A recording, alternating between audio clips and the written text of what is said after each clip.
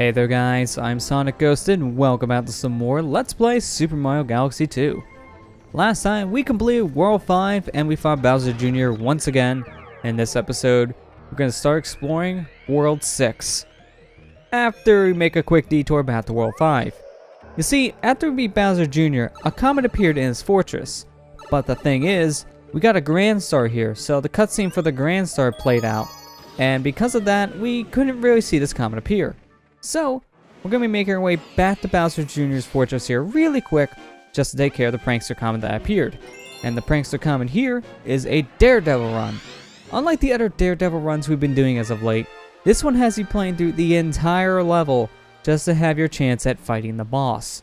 So this is probably one of the hardest Daredevil runs to do at this point in the game, just because of the fact that you have so much more to worry about before you even get to fight the boss. So, this is a pretty difficult level because of that, but luckily though, they do give you a checkpoint here, so you don't have to play through this entire level just to fight the boss again if you die at that point in the level. You do get a checkpoint right before you fight Bowser Jr. If that wasn't there, oh man, this would be a really terrible Daredevil run. But this level has been changed up slightly for the Daredevil Comet in particular, so there is a new segment of the level for us to explore. After we take care of these Boomerang brothers here, we'll be actually going to it, so just take care of these guys and being very careful not to get whacked in the face because that would really suck. And let's get out of here. So as soon as we land on this planetoid here, we can go ahead and take a look at the new planet that was added for the Daredevil. And as you can tell, oh man, this planet looks dangerous. For starters, the platform we need to shoot to is moving around, so I usually like to wait until the platform's just about ready to move, and then I shoot at Mario to the bullseye. So we barely got that one up. Man, that was close. This is kind of a difficult thing to aim for because of it moving around, because if you miss your shot, you'll land right into this purple goop. You do not want to touch this purple goop, whatever you do. This is Dark Matter, and it is a one-hit KO. It wouldn't matter if this was a Daredevil run or if I had a full bar of 6 health. This would be an insta-kill no matter how much health I have. So to put Dark Matter like this, an insta-kill object, in a level where it's a one-hit KO no matter what, that kind of feels like a little redundant, to be honest. It's more of an insult to injury kind of thing if you get hit by Dark Matter here. You're going to be dead if a Goomba walks into you in a Daredevil. So Dark Matter really didn't need to be here. This is an extra obstacle that really just kind of feels weird to have in this kind of comet. So just like last time we fought Bowser Jr. during a Daredevil challenge, he promises us that if we win, he'll give us a Grand Star. But just like the last time we did something like this, he doesn't have a Grand Star anymore. We beat him, we got his Grand Star, so what is he going to give us now? I mean, come on. That's an empty promise, Bowser Jr. You don't have a Grand Star anymore, so you can't give what you don't have. You're just going to be giving us a normal Power Star. So, that's a little disappointing, just the last time we fought him. But this fight here is going to be pretty similar to the one we had last time. I'm going to change things up ever so slightly, try to make things a little bit quicker while still playing it safe. So at this point, I'm just going to try for at least the first 2 hits to make my way to the top of his cockpit right away. That's the best thing for me to do at this point. And I still have to be careful of all of his electricity because that will destroy my clouds in an instant. So let's just go ahead and long jump over here, whack his cockpit, and now time for the third phase. So this third hit, I gotta be extremely careful of this time around, just because of the fact that there's so many things here I gotta worry about hitting me. Him driving into me is probably the last thing I need to worry about. But I do need to stay pretty close to where these clouds will be, because I do need to collect these right away.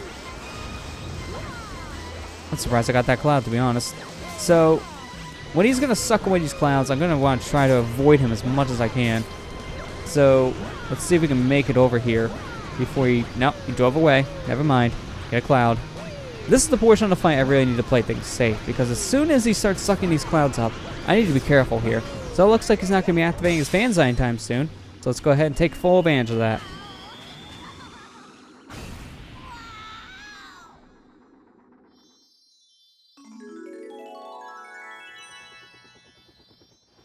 Well, just like the last time we beat Bowser Jr. here during a Daredevil, he gives us another Power Star. What a jip, man. I mean, at least we get something useful to the ship. I mean, our Power Star helps for 100% sake, but I would really like another Grand Star if possible. That would have been nice to add to the collection. But now, just another power star to make the number go up by 1. But at least that's it. That's the final time we have to fight Bowser Jr. So, now with that done, let's actually go ahead and start World 6 for real this time.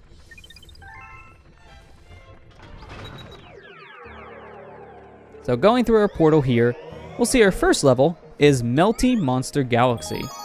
So as you can tell from the planetoid, this here is a lava-based level. So, going into things, we're going to be doing the magnificent Magma Sea, which basically means you're just going to be surrounded by a whole bunch of magma. Obviously, you don't want to land any of that because that will hurt.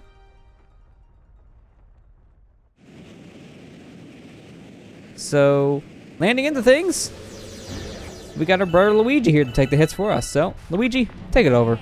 Mario doesn't really feel like playing in the fire today.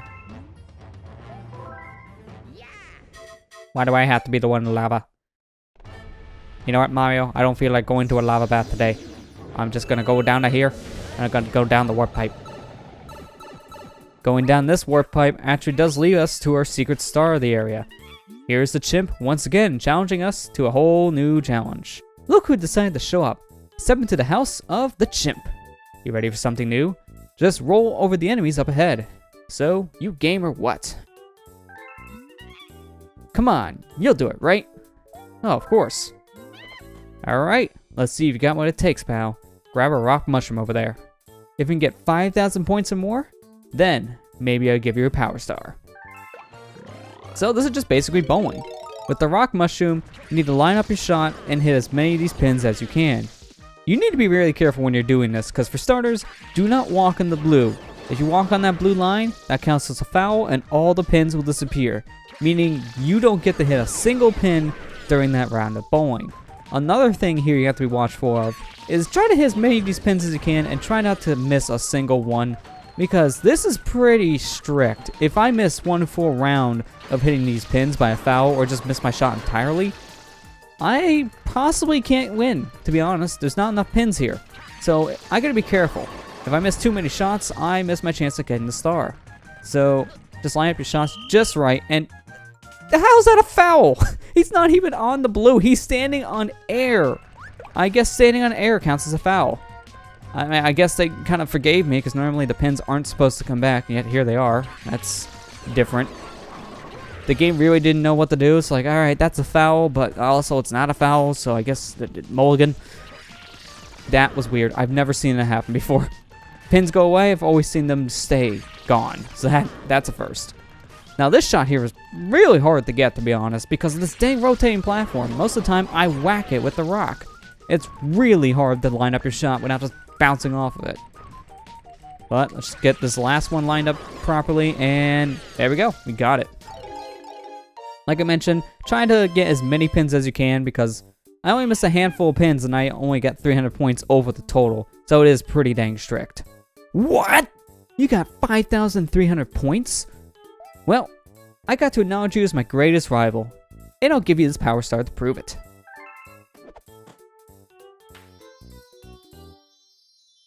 I seriously want to know what happened with that foul back there. That makes no sense.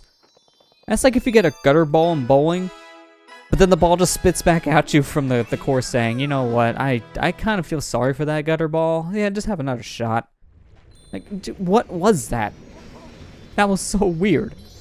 Especially because I got a foul by stepping on air.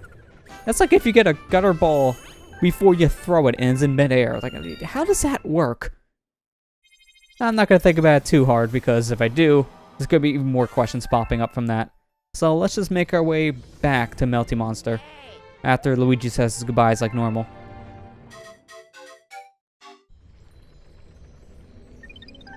Luigi, while you're gone, work on your bowling skills. It might need some improvement. I mean, it wasn't bad, you won, but at the same time, you had some downfalls, to say the very least. So, heading back into Melty Monster, let's go ahead and do the star we're supposed to be going for, the Magma Sea Star. So, let's just skip all this, get back in, and Mario still doesn't feel like getting his butt burned by lava, so Luigi, take over once again. Ah, crap, I guess I can't do bowling this time. Well, I guess now I have to do Mario's dirty work. Again. But I still feel like going bowling first. But in all honesty, I do want to go down this pipe And I don't want to do this. I just want to leave the pipe once again because this is a weird graphical glitch that actually happens if you go down this pipe. Because if you return back out here, if we just look to our left, as you can see, there's just a giant void out here, which is really weird looking, to be honest. And what's weird about that is that's the portion of the level where the chimp's in. So that doesn't load until you go down the warp pipe. But that actually stays loaded in the map if you return out of the warp pipe, because I guess Nintendo never really expected you to do that. So because of that, the level just kind of keeps it loaded and it looks real weird. Wow, that really did hurt. I'm gonna grab this mushroom just to be safe. And I almost got burned again, ooh. So the Pulsar section here can be a little daunting just because of all the stuff you gotta watch out for. You don't want to fall because if you do so, you're gonna get burned. And at the same time, you have to be careful of all the creatures because, oh, they'll eat you in the fire. That was really close. He almost ate me on my launch star. But yeah, Melty Monsters here, they can easily just bite you out of the sky if you're not careful, so watch your step. Oh, careful of the fireball. That was a little too close. So, at this portion of the level, I cannot believe I got hit there. But what you're needing to do is you need to watch out for all this lava here, just basically surfing its way towards you. The waves here is what you really need to be careful of. Also, apparently Octo Goomba rocks because I almost got clipped by that. That was a little too close for comfort. So, waves just come every once in a while here from the magma here, so just be very careful and time your jumps just right. And if you think you're not going to make it, try to get to high ground. But after you get past that sea of magma, it just kind of dies down and it just stays flat, so now you just got to worry about platforming. One thing that's really hard at this portion of the level, though, is the rotating platforms because you don't want to stay still in these things for too long. Since the weight depends on where it's moving, you can easily get pushed right into the lava, so be very careful of all that. What's interesting about this level is they bring back the tornadoes from Super Mario Galaxy. What's weird, though, about the tornadoes is these showed up in a desert world in that game. So let's see them here in a lava world. It's a little weird, to be honest. I mean, it kind of makes sense. With all this heat, there will be more air flowing around, but tornadoes? That doesn't really add up as much as you would think here. So this is the final portion of the level, and you need to be really careful here, because if you stay in the planetoids that are dark here, the ones that are more pitch black, like they are burned, they obviously have the Melty Monsters coming around every once in a while in a pattern. If you stand there too long, you're just going to get burned. So just keep on moving and don't stay on one planet for too long, basically, is the best advice. You have to stay in the gray planets because those are always safe.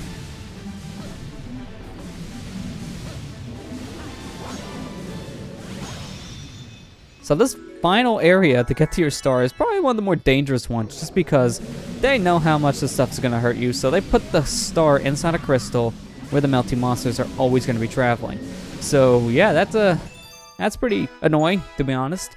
It's not very hard, it's just that you gotta be very careful with your timing. If you feel like you're not really gonna break open the crystal right away with your spins, leave and come back to that specific planetoid. That way you don't get burned. It'll make things a lot easier. Luckily though, they put the comet metal on a gray planet, so that's at least safer to get to. You don't have to worry about getting burned just grabbing a comet coin. That's at least the one saving grace about that ending segment. Another hungry mouth to feed. I hope you know what you're doing. Looks like our latest additions want to have a word with you, Captain. Hey Mario, Lubba told me there's some new mouths to feed. I'm not doing it. I'm broke. I haven't had a game in a couple years again. Oh, that's depressing. Thanks, Luigi. Always putting me down. So let's go ahead and enter the warp pipe here in Mario's ear just to see our new friend. So, we had one of these guys up here before, and they're basically just here for gambling. So the first one we had is all about star bits. 30 star bits for one spin, that's okay. We want to talk to this guy because for 100 coins, he gives you 5 spins. So if you want to take care of this kind of gambling for money trade-off here, the best one here is the 100 coins. But even then, this is not a great way to get lives, to be honest, because 100 coins kind of takes you a while to get. There's not really that many levels in the game that give you a lot of coins to begin with. So you're better off still just live grinding in World 4 than just rolling the dice like this to see how many lives you can get. This is kind of useful if you have a lot of coins like I do. At the same time, it's still not very worth it. Although I kind of want to see something. Let me talk from behind. And would you look at that? The dang wall just kind of gives up. I'm pretty sure that's not how a room's supposed to look. Pretty sure you're supposed to have a wall enclosing the entire room, not just a piece of it. Although we look out here, it's just a black void all of a sudden, so that's a little weird. I want to see if I can get a better angle. If I talk maybe from this direction? Nah, let me try one more. This direction will probably give me a good angle. Or not. Okay. Well, you get the point. If you talk to these guys from behind, you can just kind of see whatever world map structure you have back here. So if I was in World 1, I would just see a blue sky. Since I'm in World 6, I can kind of see the black void just sucking us in. That's kind of interesting. A little graphical detail they kind of just left alone and didn't finish in that segment. I guess I never really expected someone to talk to the Lumas from behind, which I don't know why that'd be an easy thing to do. But now with gambling out of the way, let's make our way back to the world map and take care of the last star for now in Melty Monster Galaxy. So our final star here is a stroll down rolling lane. This star here will have us using that rock mushroom quite a lot. But in all honesty, if you ever need star bits, this is the level you want to play. This level is the best level in the game to grind out your star bit counter.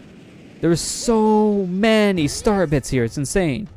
And it's very easy for you to constantly grind in this level in particular because they give you an extra life while going through this segment here in particular that's up ahead. So if you ever need star bits, just come here.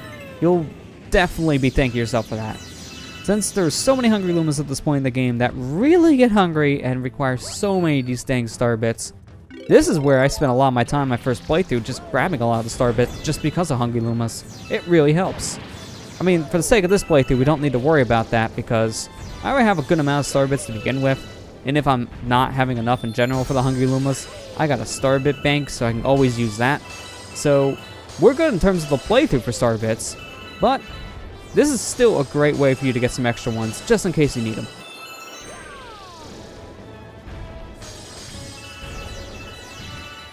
Now this final segment of the level is probably the hardest segment because you gotta bounce off these fences here, and you gotta line up your shots in such a way where you don't roll off the edge, and that's what's hard.